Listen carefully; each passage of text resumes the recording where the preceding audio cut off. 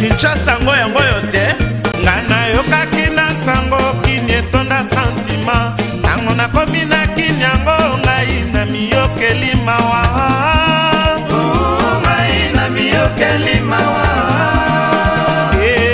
na miyokeli mawa pasi pala bawende pasi pala bafulu pasi pala bawende pasi pala bafulu ngai na miyokeli mawa kimia na mabota na bino bayimboka pe boye malamu na émission oyo bozinga mingi mikolo oyo ezali Vox Pop mokola lelo to zana kati ya ministère ya commerce extérieur bisiko wapi to kokutana na bandeko na biso ba syndicaliste ya ministère ya commerce extérieur oyo ezalaki kokamba manandeko Jean-Lucien Boussa wazali ministre ya commerce extérieur bandeko na biso ba syndicaliste bayibi na ko dénoncer balobi ete bazali susu maksete na kati ya ministère bazozwa susu ba prime o ba mesana kozwa te ba accuser bandeko ebele beto suka ki wana te tolingaki pe kokota na kati ya ministère ya commerce extérieur to yeba qu'est-ce qui se passe réellement to meka pe ko solola na bato yo bazala kati ba agent pe ba autorité ya ministère extérieur ndenge nini makambo zo le kapana bango kuna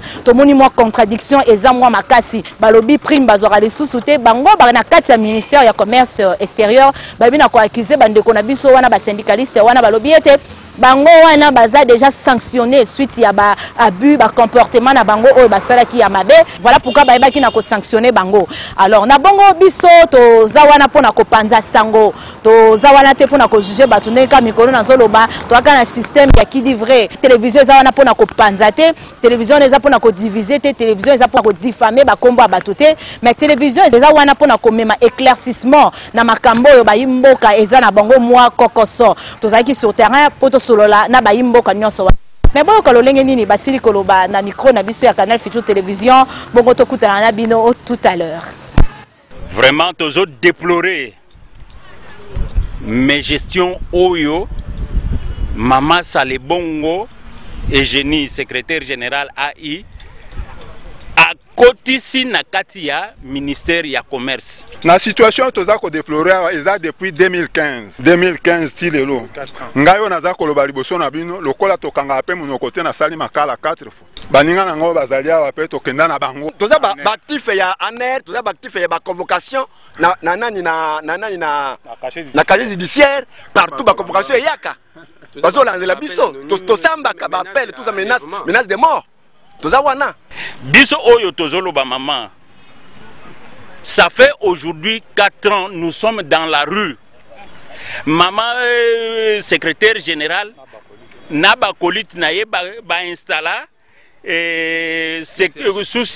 sous commissariat de la police na couloir na ba bureau pour nous pour ne pas nous permettre sotokota na kati to sala musala. Ça fait aujourd'hui 4 ans. Même Mbongo Tozolobela, Primo Tozolobela, nous n'en sommes même pas bénéficiaires.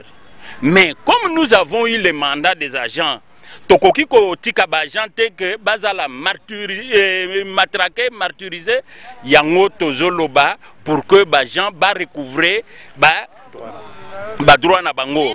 Soki yo ozali na respect na autorité établie.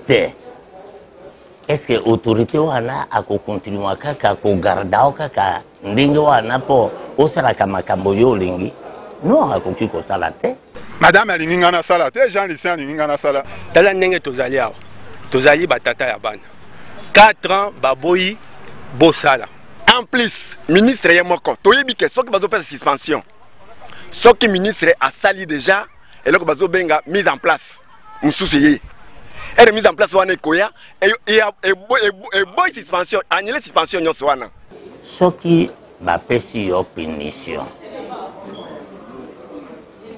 esuka kawe pana biso te biso tozali service préparateur toko prépara document tokamati document wana totinde yango na fonction publique parce que il s'agit ya vie ya fonctionnaire.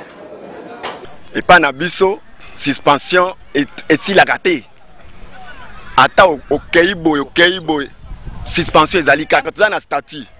Ba koseli yo makambo et beaucoup sera makambo ba bendi makambo ango ba pesi ya lukuta et ya lukuta wana ba clôturer ka dossier après 3 mois mais si ko to sali plus de 2 ans dossier yango yo ba clôturer te et donc ne musa to barrière ba policier. On peut mettre quelqu'un dehors comme ça par plaisir de le mettre ou bien c'est conformément à un mauvais comportement d'un agent. Tous devant un détournement à ciel ouvert. Na bateau bazana bangwana, bazo mena bambongo ba 8 millions. Ya bakangi bango dernièrement. Ba 8 millions na ba sac na mbongo. Bambongo ebele bazo tourner bango. Na bango ba konzi, na bao bazana bango ba syndicat wana. L'État congolais n'a pas été ce qui va payer prime clé de répartition. Il y a aligné clé de répartition. Madame Eugénie Salebongo. Tu sais que l'État congolais a zali kopé sa prime et pas y a gens pour que bameka ko vivre na yango étant donné que salaire ba pesa kabiso ezamuke. Mais malheureusement na commerce extérieur ba prime ya koma ya mama secrétaire général na batu oyo bazingiye pour que soki ministre aye ndenge tozoloba awa tozo décrier comportement ya ex ministre d'état ministre ya commerce Jean-Lucien Boussa. Moi j'ai plus de 15 ans dans le ministère du commerce extérieur. Mais bazo privé ngai prime mais bazo pesa muntu ba lokoti na balabala aye po asa la mission moko boya ministre ou bien bazali ki kotelengana na ministre bazangi esika kotia ba kotia na commerce bazo imposer ba pesa un prime auditement na biso. Mais Jean-Lucien Boussa tango aye ko sala loko moko esala manante. Alors aye na maele mabe esala ke tango sala ka excellence kitebi interpellation na parlement makamu nyoso a reprochaka kitebi kuna nde aye ko pratiquer en commerce. C'est-à-dire a misale note circulaire ya ye moko. Na note circulaire wana ye mutu moko aza ko gérer plus de 80% sur les 100% baza ko faire sabiso après. Alors le kola maman secrétaire général wana alukaka a se maintenir le kola commandant de manière irrégulière alinga a se maintenir par la volonté des ministres moyen défendre l'administration exacte moyen pas défendre bagent exact so ministre azu ye pe azu ya ye et basali tout que non le kola prime wana eza géré na niveau ya commerce ya secrétariat ya commerce extérieur bino bozwa ngote heureusement que moi salaire oyo soki 100 000 oyo ezali na banque soki eyaka lokola ndenge ya kala na commerce extérieur mbele banyata ngo tozwaka ngo lisusu te jusque là tozozwa salaire na biso mais bango bazo privé biso prime c'est pour vous dire que non biso toza un problème na l'état oyo azali employeur na biso te puisque azo continuer ko futa biso mais bango nde bazo sala nko rémunération ezali na différence monene na prime rémunération mais pour que tu perdre temps je demande à mon chef de division mon chef de bureau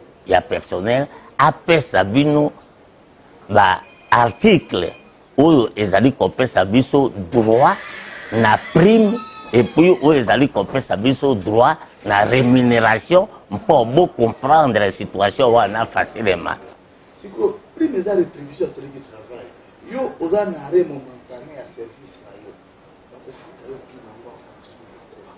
Ba droit na bango ya salaire. Ba droit na bango ya ba salaire. Beaucoup qui ko descendre même na access bank. Et c'est que bazo futabis. Chef de division il y a finance azali na ba listing nyonso ya chaque mois au bafuta kabiso azali na droit ya azali na droit ko lakisa bino parce que balobi ono ba droit na bango ba te. Quand est-ce que on peut donner la prime à un agent et quand est-ce que on peut priver un agent de sa prime et quand est-ce que on donne la rémunération à un agent. Ex-ministre du commerce extérieur monsieur Jean-Lucien Boussa yaki to prévoya qui est que il y a un problème bazala qui ko recruter batu na ndenge ya mayuya to yebisaka ye na kata réunion a yokaka yango alobi ke no ye ayaki po atia batu te mais à notre grande surprise to ye komona batu baye engulu pa batu baye to yebi esika ba utite to sengi na bango ba arrêté ndenge président république a suspendaki exécution ya ba ordonnance ba suspendre pe exécution ya ba arrêté portant régularisation. Parce qu'on ne sait pas régulariser le cas d'un agent qui n'a jamais été admis sous statut. Va suspendre Yango. Il a nommé même à relever comme chef de division, tu as parti na comme chef de division. Il y a personnel. Pour que ba ko ça pour ça il y a mission na ya ki nango pour à côté ça ba ex-phase na yo ya zaki na ba na rébellion ba ya ko na kati na situation. Ma CG est-ce que azali vraiment na pouvoir ya ko révoquer bato, azali na pouvoir ya ko engager bato. Et asignata arrêté. Deux à ko révoquer bato comment? Auti ko expliquer, il faut comprendre et loko ya expliquer bino c'est base na yango. So ki yo agent ozali na problème awa na secrétariat général au commerce extérieur. Quel que soit délai ou di kambonayo kukamata il y a 3 mois par exemple. Mais so ki yo au saisir ba instance supérieure était. Bon, dites-moi maman CG à quoi ça l'année.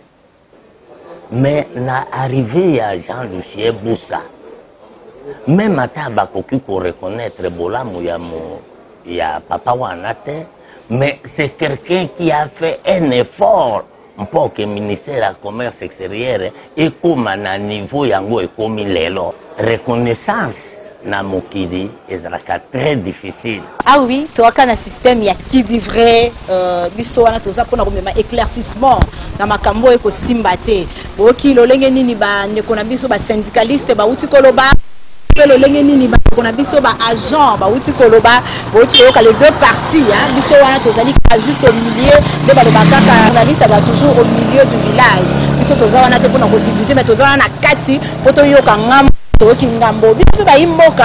crois bien que vous allez analyser partie il y a des syndicalistes qui dénoncé sanctionné suite à comportement na bango ministère du commerce extérieur qui comprendre que militaire parce que ministère du commerce extérieur les alliés il y a fonction publique militaire étude militaire bazawa puis esikani bande kona biso baza suta c'était pour na koya ko sala misana na bango vraiment Canal Futur télévision de Torobakaka eza chaîne à base eza chaîne ya population tozana pona ko détruire te par contre tozana pona ko bongisa bisiko ko simba te biso tozana pona ko bongisa po makambo na mboka na biso kene malamu toloba toujours gouvernement na biso ya République démocratique du Congo tozana isengo ya kozala na bango ezali gouvernement eza pona progrès ezali gouvernement ezali pona ko lutter contre ba anti-valeur bisiko makambo ezalaki ko simba te toyebi ete na ba ministère na biso ebele ba magui elekaki ba mafia elekaki ba corruption elekaki yango tolingi na gouvernement to bongisa bisiko moi mabe ezalaki République démocratique du Congo ezala reconnu sur la scène mondiale que ezali mboka ezali ko lutter contre la corruption na ndenge moko ya mokiete. Merci à Blaise Mbala qui était derrière la caméra. Merci à Eritine qui était là pour nous assister dans cette caméraman depuis cœur. Merci beaucoup à Driss Makengo, merci beaucoup à Grand John, merci beaucoup à Prince Mouelela. Et retrouvez-moi prochainement, fidèles téléspectateurs, dans un nouveau numéro au Baba. Kinshasa ngoya ngoyo te ngana yokaki na sango kinietonda sentiment nango na komina